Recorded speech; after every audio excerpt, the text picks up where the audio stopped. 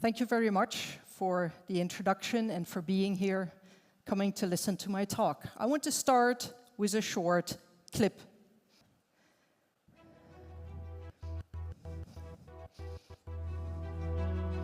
Thousands of lives were suddenly ended by evil.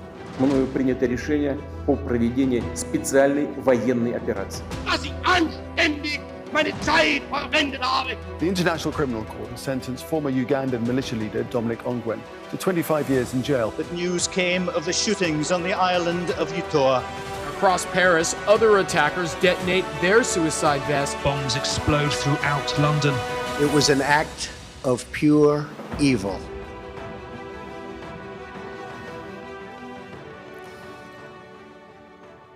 When we hear about these things that you heard in the short clip just now, we very often see the world in black and white, and we want to distance ourselves from these perpetrators. We want to see them as bad people, very different from us. We are good. We are people who can do something like that. And the perpetrators responsible for the crimes mentioned and many others that we see in the world today, they are bad people, evil people. But are they really? That is what I'm going to talk about today. When I was a little girl, many years ago, I read books on the Second World War. My parents both had to live through the Second World War as a child. And my dad was interested in the Second World War, so I started reading books. And the books I started to read were books on the resistance in the Netherlands. And I always thought that if ever I had to live through a period of war, I would hope that I'd be as courageous as these people. They were my youth heroes, and I wanted to be like them, if ever, in that situation. I, back then, saw the world very much as black and white. These people were the good people fighting evil. But then at some point, I started to wonder, who are the bad people in those books? And that was Second World War, so there were the Nazis, the SS. Who ever would want to be like them? And who are they? So that were the questions that started to intrigue me as of when I was young. When I started to do research on that, I realized that these people, these perpetrators, are very ordinary people, with a number of exceptions, but I'll get to that later. But most of these people were ordinary people. But that triggered the second question, namely, how could ever ordinary people do something like that? If they are ordinary people, I'm an ordinary person, I couldn't imagine myself do something like that. So what could explain that? And that triggered my research. One of the most important things in order to understand the behavior of perpetrators is actually to understand that they commit their crimes in a certain context.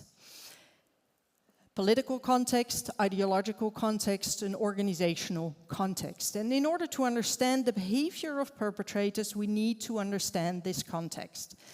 Now, political context is the fact that there's a struggle for power. These kind of atrocities are always committed in a period where there is a struggle for power. Not necessarily by everyone, but the leaders have this struggle for power. So it can be an armed conflict between states or an internal one. It can be a revolution, it can be a rebellion, it can be a terrorist attack. So that is the political context. The ideological context is one in which the world is shaped in good versus bad, and in which the perpetrators see themselves as good, fighting evil. The situation is framed such that they are the good ones. We see perpetrators as the bad ones, but the perpetrators themselves see each other as good people. So that is the ideological context, and they try to create a better world, and do that by the means of violence, which they believe is justified in the fight against evil and in order to create a better world. Then you have the organizational context. Need a sip of water first. You have the organizational context.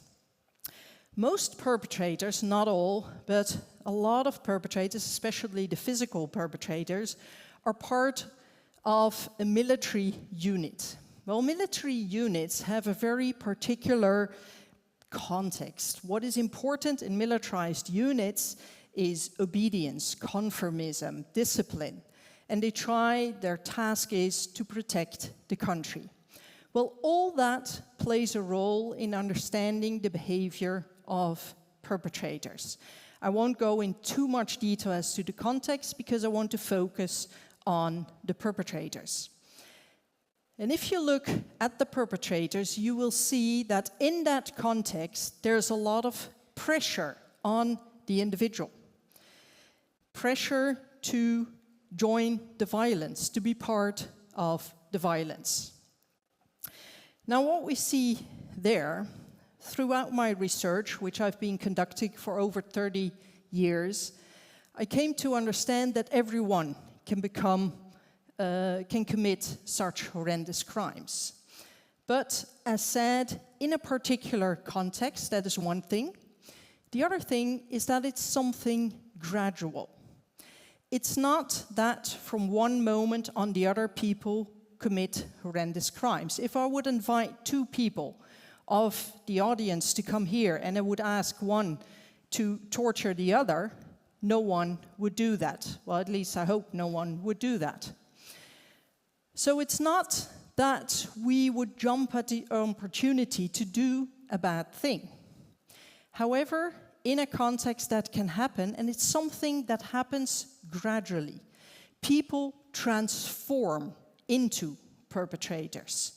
And that is the crucial element in understanding why and how people can do these horrendous things.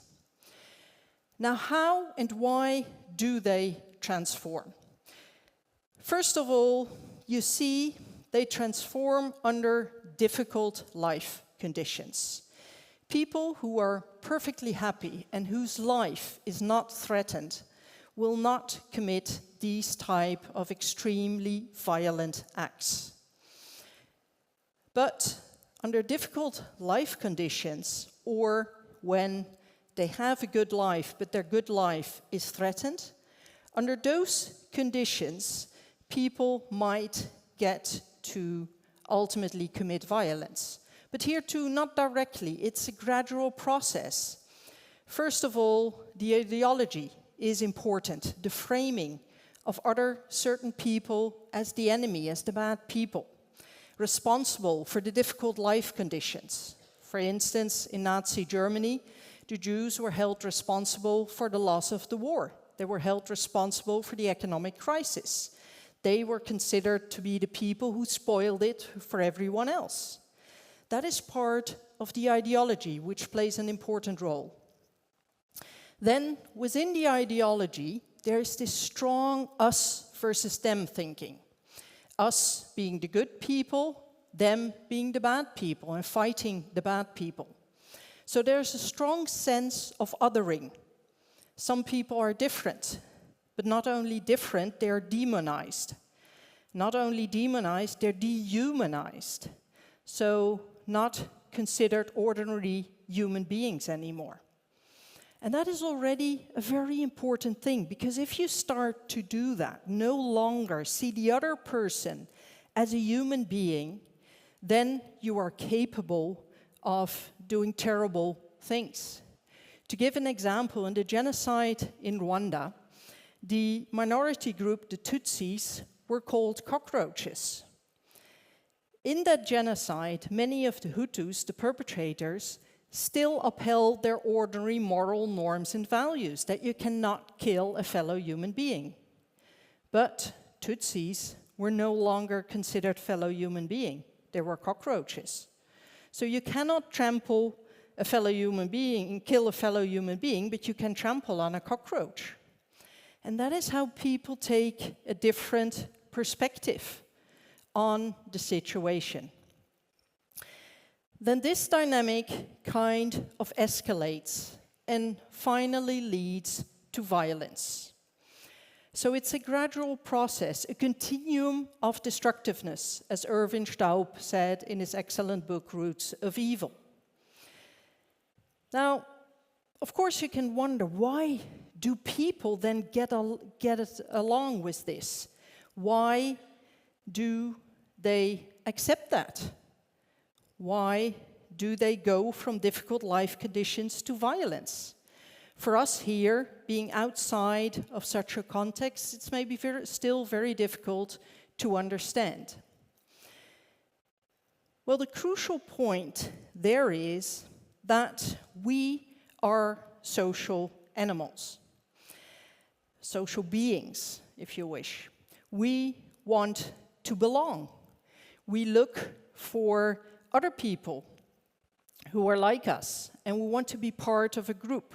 We derive part of our identity from the group, and we don't like being set apart. So we are very much people who follow others. We're part of a family, we're part of a town where we live, we're part of the group where we work, we're part of a nationality. That can lead to good and great things. European Football Championship is great. We identify with being Danish, or like me, with being Dutch, and it's a lot of fun.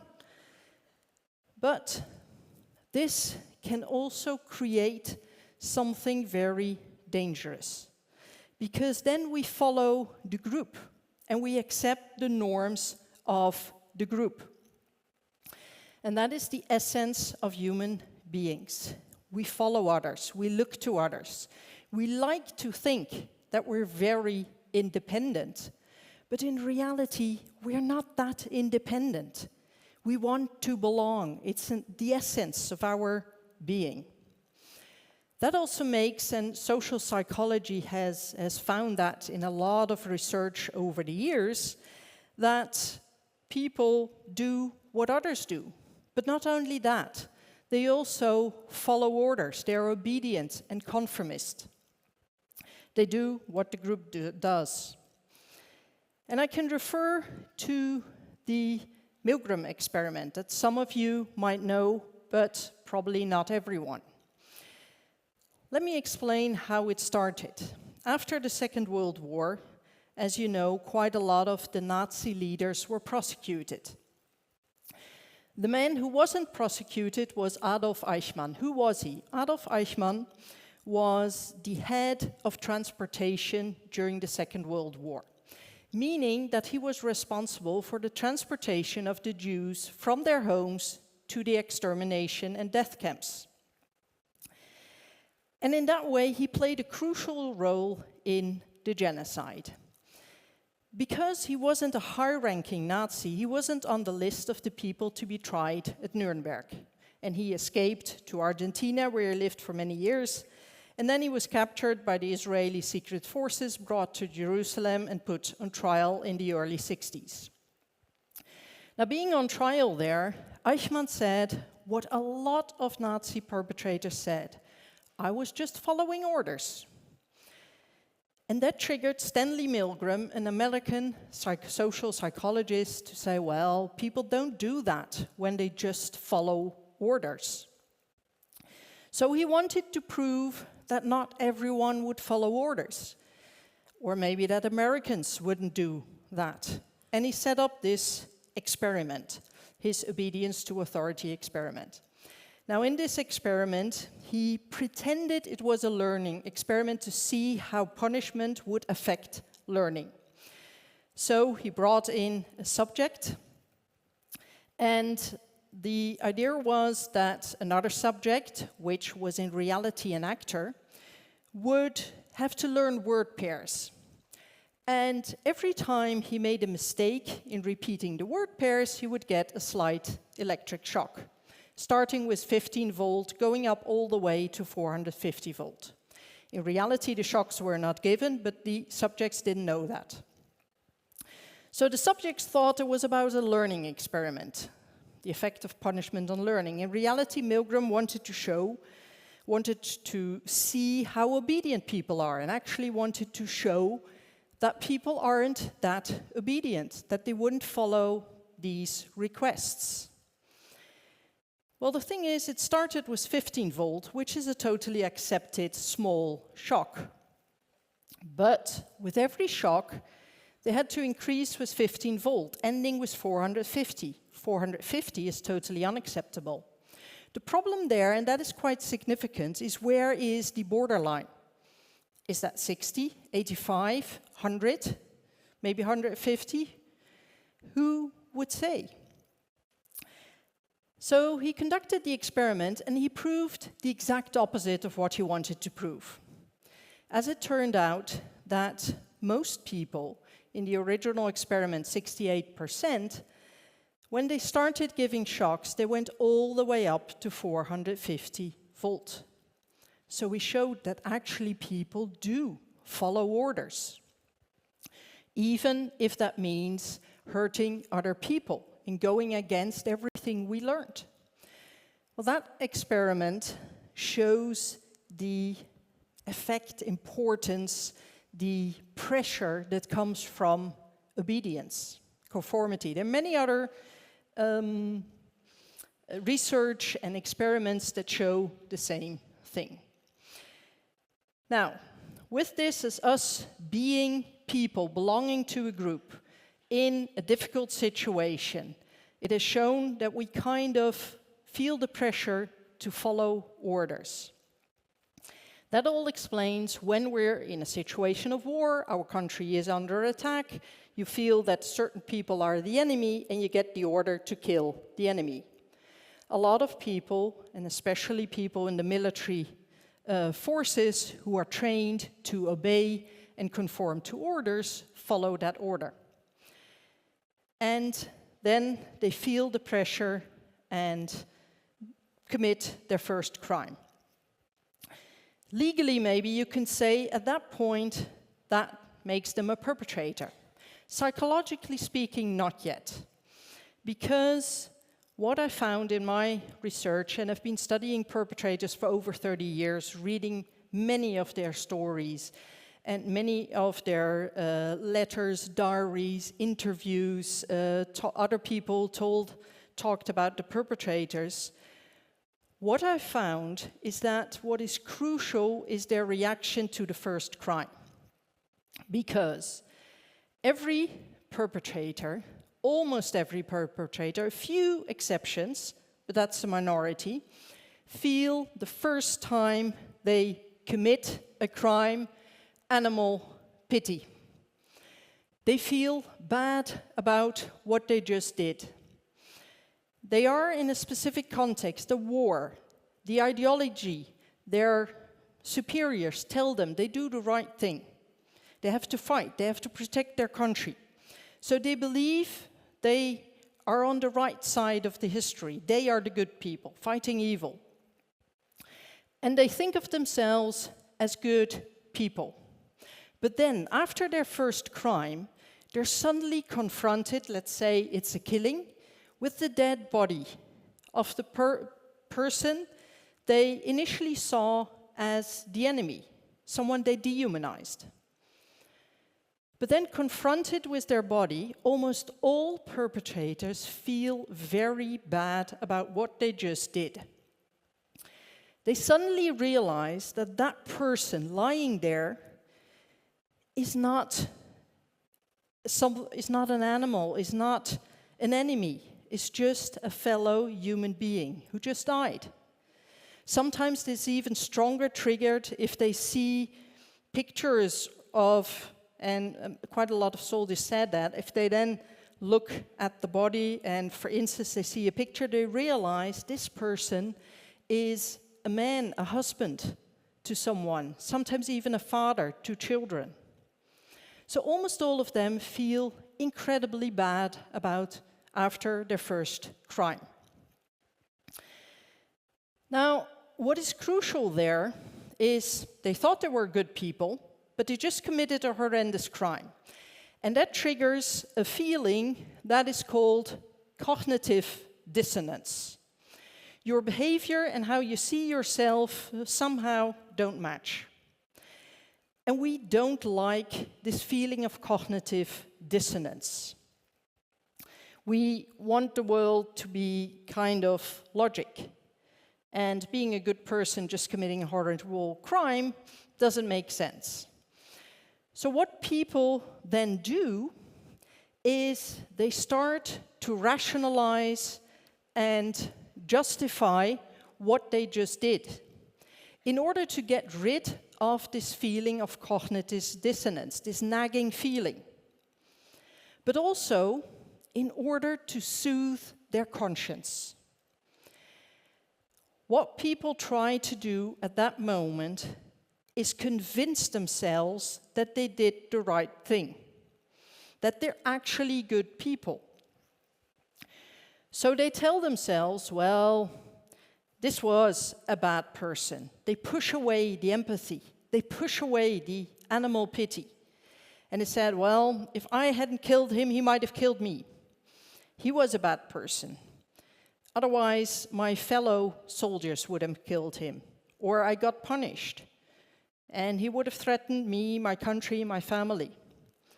So perpetrators, after their first crime, feel horrible, but do everything they can to convince themselves that it was nevertheless the right thing to do. They rationalize and justify what they did. And that is a very telling mechanism in the transformation process. They could also have said, well, I thought I was doing the right thing, but I did something horrible, let's immediately stop. That, however, is very difficult, and almost no one does that. A very small minority, maybe. But those people have then to accept that they committed a crime, and that is not easy. They also have to tell their fellow soldiers that they did the wrong thing. They have to go against their mates. Maybe even they might be punished for saying that this was the wrong thing. And maybe some perpetrators who wanted to stop after their first crime might have been killed or imprisoned, seen as a traitor. So most do the other thing, rationalize and justify what they just did. And that makes a crucial change in their psychology, because with the next crime, they yet again follow the order. And by following the order, they further confirm for themselves that they did the right thing. Now, there are 2 dead bodies on their conscience. So the pressure to soothe their conscience is even bigger. And that is a continuous cycle. With every crime, the psychological changes become bigger and bigger. And then it's harder and harder to stop. And ultimately, and this is the sad thing, almost all perpetrators feel pity the first time they commit the crime, but at some point they get used to it. They no longer feel the pity. They start to believe in their own excuses, their own lies, because that is the only way to psychologically survive if you are an ordinary person and just committed such an horrendous crime. I want to read out a quote from a South American torturer who explains this process very well. Here's the quote, and you can read along with me. I can only say that when you first start doing the job, it is hard. You hide yourself and cry. Nobody can see you. Later on, you do not cry. You only feel sad. You feel a knot in your throat, but you can hold back the tears. And after, not wanting to, but wanting to, you start to get used to it. Yes, definitely. There comes a moment when you feel nothing about what you are doing. And I think this is a very powerful quote. I could have given many others very similar to this one, but this one is very clear and explicit. This torturer says that in the beginning he cried. He felt horrible about what he did. But he also says, and I think that makes this quote so powerful, not wanting to, but wanting to. So he didn't want to get used to killing people, but he also didn't want to feel this pressure of his conscience. He felt like he was in a situation where he had to kill, and he didn't like that, but didn't see a way of getting out of it. Well, then you better get used to it, and hence not wanting to, but wanting to. And ultimately, and that is something all perpetrators say, there comes a moment when you get used to it, and you feel nothing about what you're doing anymore. So your conscience is narrowed, you soothe your conscience, and it becomes something you do professionally. What you have to do, and you don't think about it that much. Now, how far people can go comes out in some other quotes. There's another one I want to read out, but I'll first explain where it comes from. Christopher Browning wrote a book called Ordinary Men. This was a unit of older police officers during the Second World War. And these older police officers were not anti-Semitic or fanatic Nazis. They were maybe patriotic, supported Germany in general, but not necessarily anti-Semitic or in favor of the crimes and the genocide committed in Nazi Germany.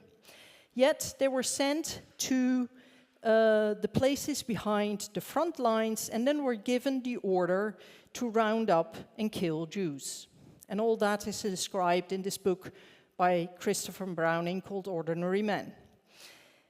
Now, something very special and unique happened there, because the commander of the unit, Von Trapp was his name, gave these men the option to opt out.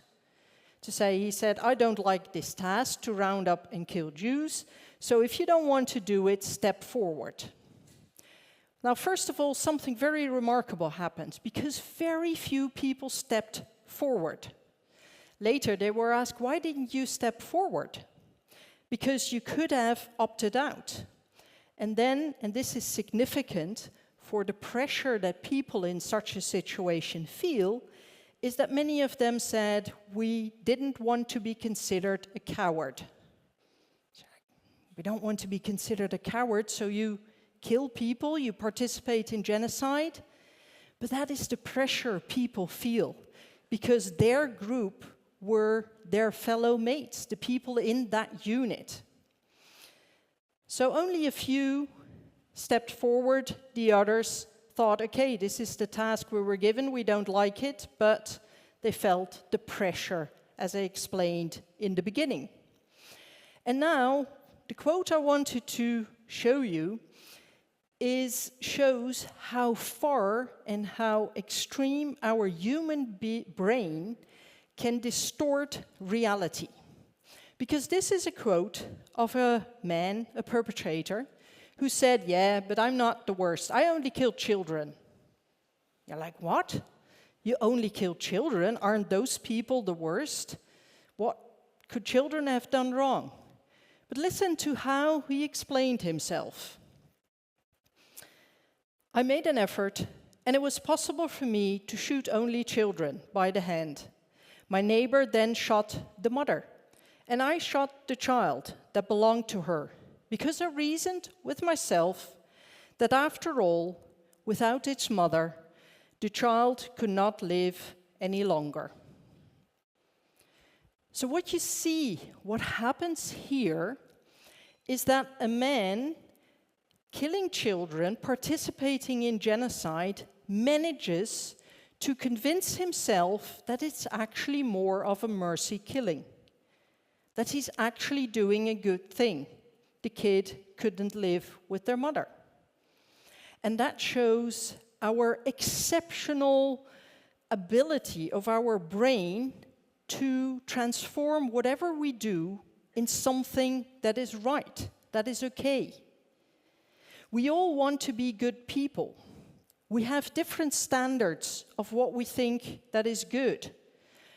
Some might believe that you have to do well in your job. Others find the family more important, yet others maybe the environment. So we all have different norms and values, and yet we all want to be good. But our ability, even if we commit horrendous crimes, to rationalize and justify what we're doing is exceptional. And in that way, to still believe that that person is a good human being. So I started off with saying the world painted in black and white. Well, what you see here, perpetrators see themselves as the good people, as the victims, and the others as the bad people, the evil ones. They never see themselves as the perpetrators. And that is because our brain plays these tricks on us, making us believe we're good. Now this so far, what I told you until now, shows how ordinary people can commit horrendous crimes. But not all people, not all perpetrators are ordinary people. And the second part of my talk, I will focus on that. You see, if you look at the perpetrators, that there are many different perpetrators. Perpetrators who have a different role, different rank, different motives. And that is also another part to crucially understand. In my book, Perpetrators of Mass Atrocities, I distinguished 14 different types of perpetrators. And one important thing to also understand is that most perpetrators might be ordinary people, meaning that before the period of mass violence, they were law-abiding citizens. But not everyone was a law-abiding citizen before a period of mass atrocities.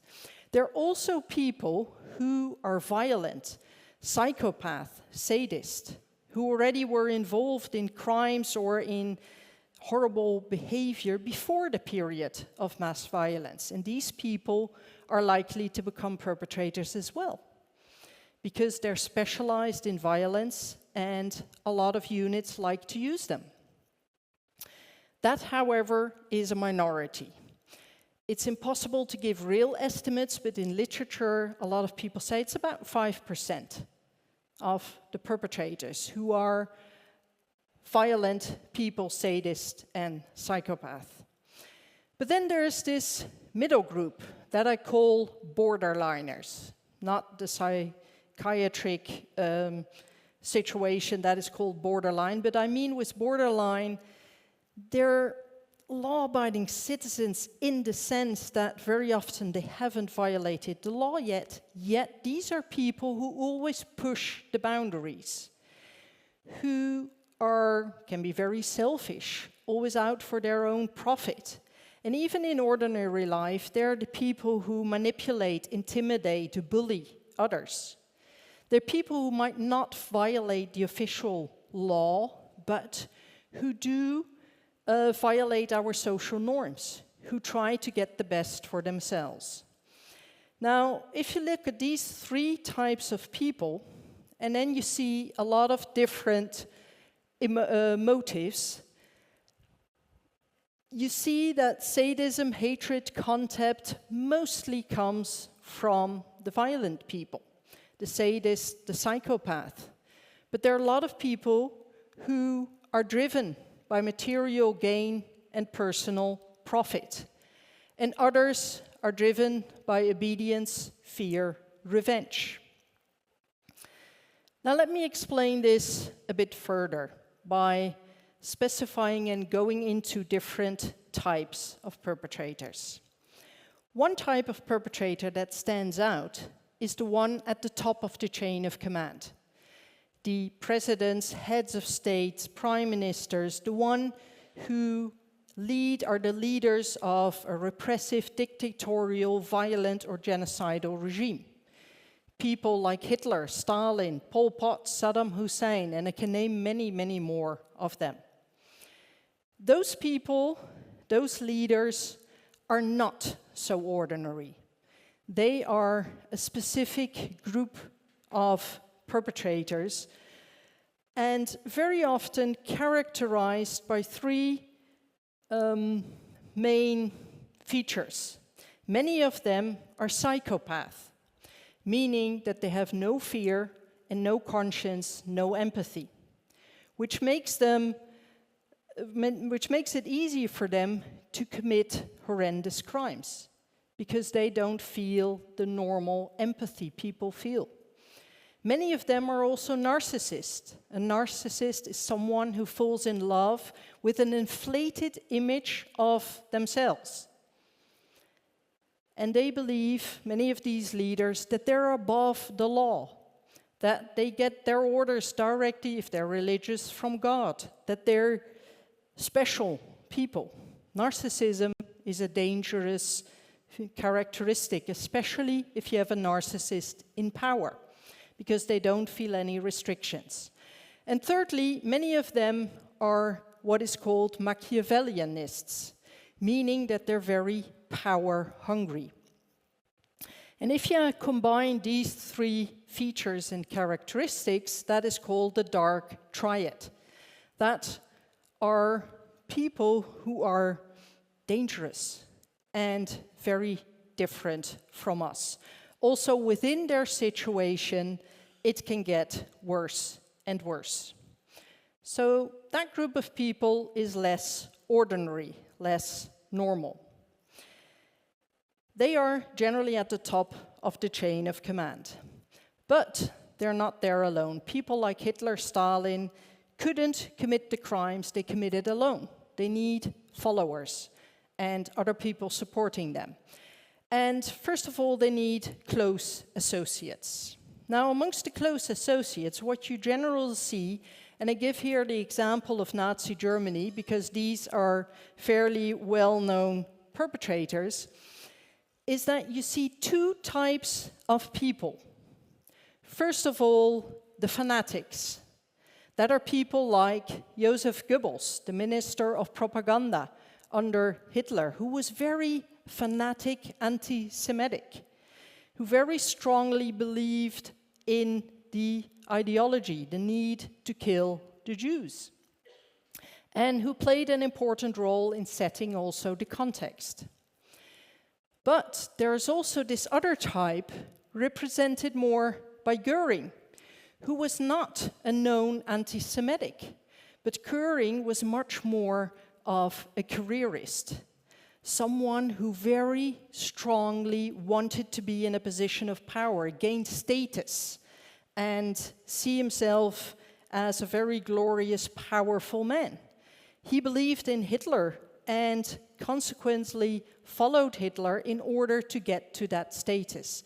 And if you look closely at history, you see that many of the criminal masterminds, these leaders, have close associates that are either careerists or fanatics, and usually a combination of both.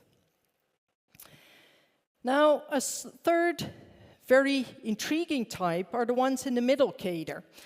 And I take the example of Adolf Eichmann, who I explained earlier was the Minister of Transport or responsible for the transport during Nazi Germany.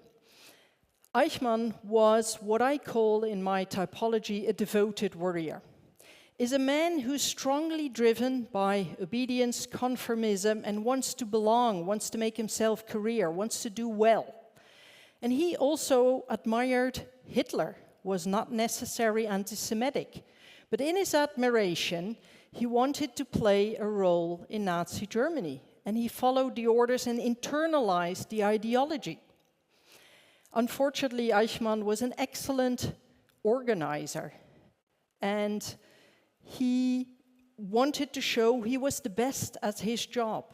So at some point, he calculated how many Jews there were in Europe, and that figure became an obsession for him.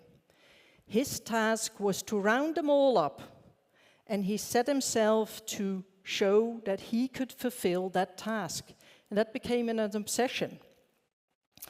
People like Adolf Eichmann would be possibly perfect employees in your organization, whatever organization you have, but they're also the perfect instruments in a destructive regime. Now, what is intriguing is that you see Adolf Eichmann driven strongly by obedience and conformism, but there are also other people like Rudolf Höss, the camp commander of Auschwitz, was very similar to Adolf Eichmann. The film Zone of Interest that was recently shown, a very popular movie on his life next to Auschwitz, is a similar type of person as Eichmann. But there are also others, like Duch, during the Cambodia genocide, who was the head of the Tuol Sleng prison, who tortured many people. Others are Alfredo Estes in the Argentine Dirty War, who played a crucial role there, and Eugène de Kock in South Africa under the apartheid regime.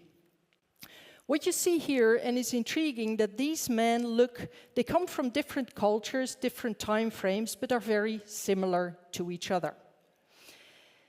Now let's go on to the lower ranking perpetrators, and there you see quite a few different types. First of all, the guy on the left, this one. He is Boulel. He was the man responsible for the horrendous terror attack in Nice, with the truck driving over this big road, killing about 80 people. Boulel was a very disturbed, violent man. There he had mental problems, mental issues. His whole life was filled with horrible, criminal, violent behavior. He was not drawn to the Islamic State for religious reasons. He was nothing like a devout Muslim, but he was drawn to the Islamic State for the violence. And that is an example of the very small percentage of violent people. He was very disturbed, but used by the Islamic State for this attack. Many others, however, are less disturbed. You also see, and this is not a known perpetrator, I don't know who he is, but he symbolizes a lot of other people who lived in Europe but felt marginalized, sidetracked, not taken serious, and who then individually radicalized. That can happen, as I explained in the beginning, if you live under difficult life conditions. And a lot of these people radicalized in groups. They felt excluded from the ordinary society, felt part of a specific group, and radicalized. So that can happen. You also have people like him, Victor Bout, who is a clear profiteer, who tries to profit from the situation. So there are also perpetrators who are driven by that. And then lastly, this guy, Fernando Simpson. He was one of the American soldiers who was responsible for the horrendous massacre in My Lai during the Vietnam War. During the Vietnam War, there was an American unit of which he was part that entered a small village called My Lai. And they were told that that village was a stronghold of the Viet Cong, the enemy they were fighting. So they entered that village on a so-called kill and destroy mission. They were told that there would be only Viet Cong in the village because the older men, women, and children would have all been gone to the market. However, when they entered that village that day, the opposite was true. there were no Viet Cong. There were only old men, women, and children. So initially they didn't know what to do, and then suddenly their commander, Kelly, a weak commander who was trying to do the right thing, fighting the war, not knowing what to do, he said, well, you know what to do with them, kill them. And then they started shooting. And that triggered a mass shooting and a massacre. All these members from that unit suddenly started shooting and killing. And they didn't stop for 4 hours, ending to kill 500 people. So an horrendous massacre. Fernando Simpson was one of them. Were they bad people? No. Did they have a criminal record? No. But in this war, in that situation, suddenly something snapped. And they started killing. It's interesting that a very few men of this unit didn't kill. Well, one of them shot himself in the foot. Why? In order to be taken out of the area as being injured. And the fact that he shot himself in the foot and found that easier to do, rather than telling his fellow soldiers that what they were doing was wrong, again shows the social pressure. So these men were not bad people, but they did something horrible that day. And that, unfortunately, can happen in a period of war. Another perpetrator I want to tell you about is this unfortunate woman. Her name, Ans van Dijk. Who was she? Ans van Dijk was a Jewish woman during the Second World War. During the Second World War in the Netherlands, at some point all the Jews had to wear the Jewish star. But Ans van Dijk was a lesbian woman as well.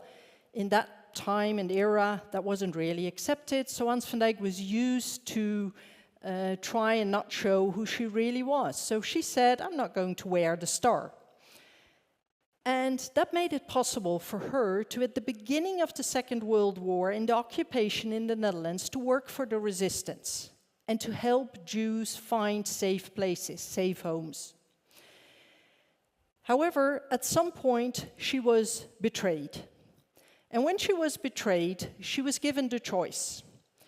Either we put you on the train to Auschwitz and certain death, or you betray someone else. You hand us over another Jew. And that was what Ans van Dijk did. However, one was not enough. Then they asked for another one, and yet another one. And they kept pressure on her. And in this very sad case, Ans van Dijk ended up betraying 200 fellow Jews. Because at some point she decided she preferred to be the hunter rather than the hunted. She didn't want to be sent to Auschwitz. She didn't want to die. So she started to betray people. And she is what I call a compromised perpetrator, a victim turning into a perpetrator. So you also have these incredibly sad stories. By the way, Ans van Dijk, after the war, was one of there were not that many people killed and executed after the Second World War, convicted and executed, I mean, but Ans van Dijk was one of them. She was convicted and executed for her role as the only woman and the only Jew. A very sad story. Now, to summarize and wrap up a bit, what I tried to show you is that there are different types of perpetrators. After all the years of research I've done, I've become convinced that each and every one can become a perpetrator under specific circumstances.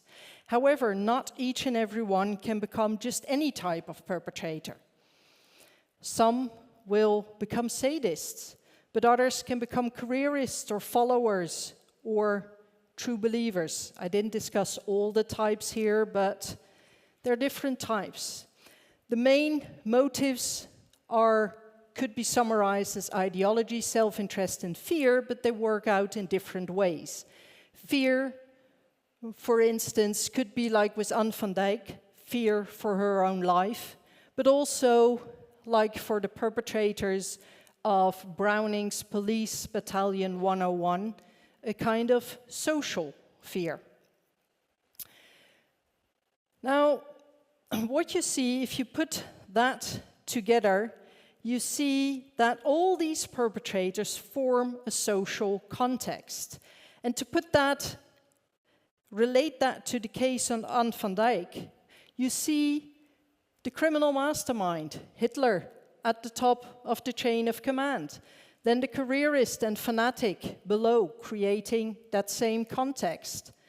Eichmann, the man responsible for the quota that put pressure on the Dutch occupier to hand over sufficient Jews.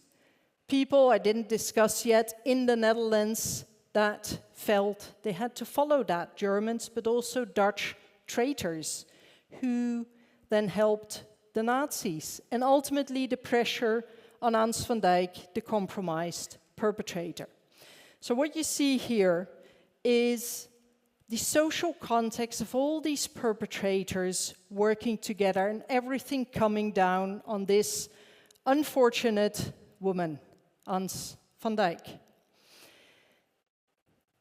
After the Second World War, a lot of the perpetrators said that they felt just a small cog in a big machine. And a lot of people kind of disregarded that. They felt it was just an excuse. But what I learned from my research, that it's not a petty excuse. It's actually their psychological reality. In this whole social context, perpetrators are indeed just a small cog in the big machine. And like that, they influence and affect each other. And some are the bigger cogs, the criminal masterminds, someone like Hitler, and others are the smaller cogs. But they all create this context and function in this social reality. So the sad truth of what I told you today is that the most horrendous crimes are committed by people who try to make the world a better place, because that is what they convince themselves of. They try and convince themselves that they do the right thing. And I told you about Millet, and one of the most powerful quotes I found was in a documentary that's available on YouTube called 4 Hours in Millet.